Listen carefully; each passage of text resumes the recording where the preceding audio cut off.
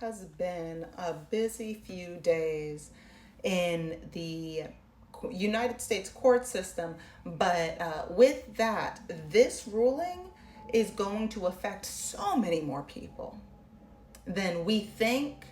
And I'm going to talk about the serious side of this, but the United States government missed a very unfortunate and honestly hilarious side of this. But we're going to talk about the serious side of this first. So just to kind of summarize what's happening up here, this is from the National Immigrant Justice Center.org. And it says SCOTUS ruling denies U.S. citizens right to due process in spouse's visa decision, minimizing the liberty interest of marriage for mixed status families. What does this mean in layman's terms? If you are a U.S. citizen and you marry somebody from somewhere else, once upon a time, that would imply that that person automatically gets a green card or automatically gets a clear line to U.S. citizenship. No longer. And that was decided by the United States Supreme Court. Now, let's dive into some of the nitty gritty, and let's just dive in. Also, for those of you who are new here, hello, my name is Shayna. I'm a journalist. I talk a lot about decentering men, child-free living, and for my full-time job, I write a lot about food, travel, and all of this through the lens of being an intersectionally marginalized person. So if any of that sounds like a vibe, please like, share, subscribe. And now, let's dive in. I'm just going to start reading and then we're going to have a conversation. All right, so today the United States Supreme Court issued its decision in the Department of State versus Munoz, a case about what constitutional rights a U.S. citizen has in knowing the basis for her spouse's or anybody's spouse's immigration status denial. The court, in a 6-3 decision authorized by Justice Amy Coney Barrett, name is going to come back in a little bit, held that U.S. citizen Sandra Munoz does not have a liberty interest in her husband's visa application. In a monumental attack on the right to marriage, it reasoned that U.S. citizen spouses do not have a liberty interest in living with their partner. What's another way of saying this? It's saying that, yeah, everybody has the right to marriage, but you don't have to live with who you're married to. That's not a right, that's a privilege.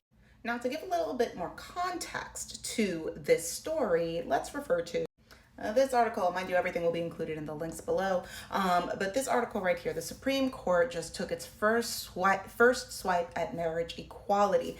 I am going to summarize what happened with this couple. So there is a lady who is born and raised, who is a U.S. citizen, and she fell in love with a man from El Salvador, who came into the United States undocumented. They got married 2 years after he entered the United States. They have a family, they have kids, they're doing great, right? But long story short, he had to, unfortunately, he was sent back to El Salvador, probably for the exact same reasons why my stepdad was sent back to the Dominican Republic. Mind you, my ex-stepdad, my mom left him. He was chaos. But yeah, so they went through the whole legal process to try and bring him back to the United States, did everything right. But the United States government said absolutely not.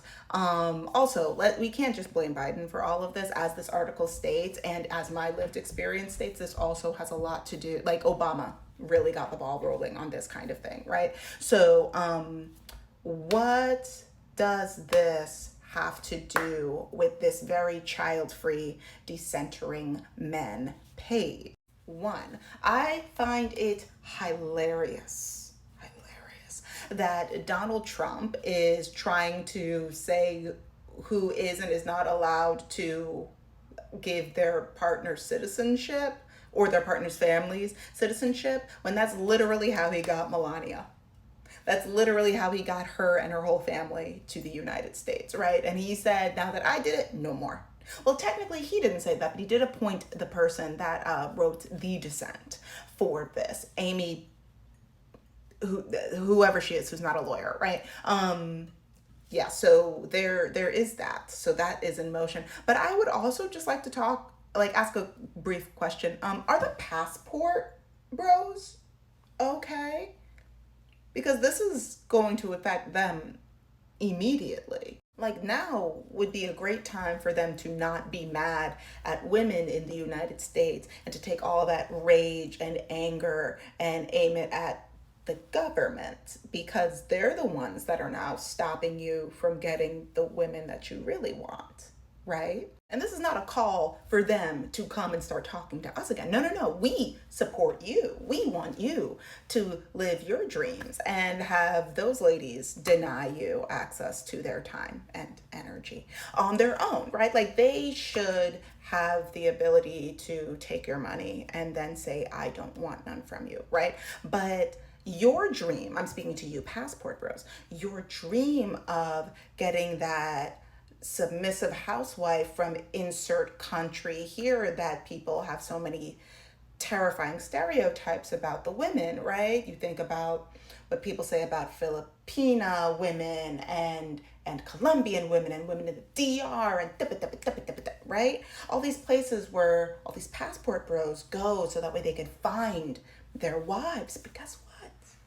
The government said you can't get a wife now.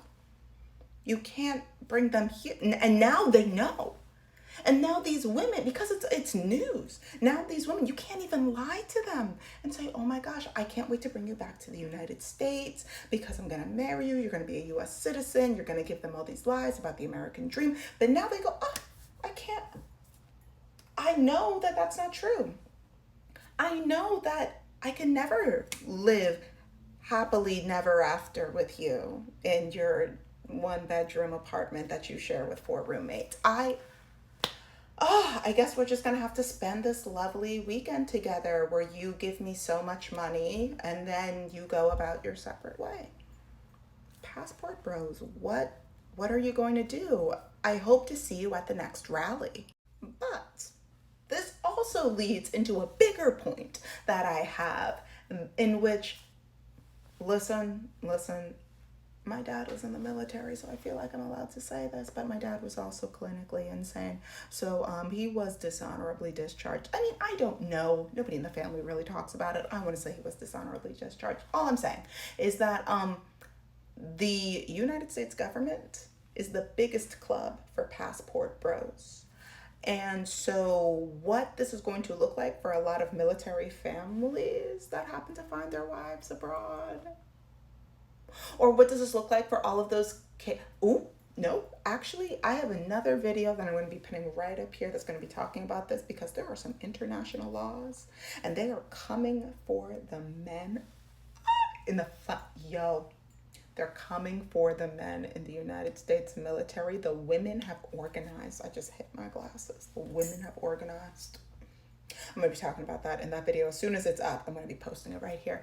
But yeah, things are not looking good in the United States, in case you weren't sure, because what I just mentioned is kind of hilarious. They're clearly going to be using all of these laws building up to not only they're taking away marriage rights, which will automatically affect queer couples, and they're definitely going to be coming for interracial couples.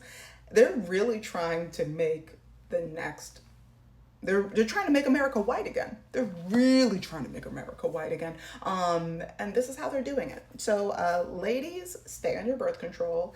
Men's, get your snips. If you're on this page, you should get your snips. But stay safe out there, y'all, because all the pieces are coming together, and they're coming together fast. And when I say they're coming together, I don't like the picture. It's not a pretty picture, but it is coming together.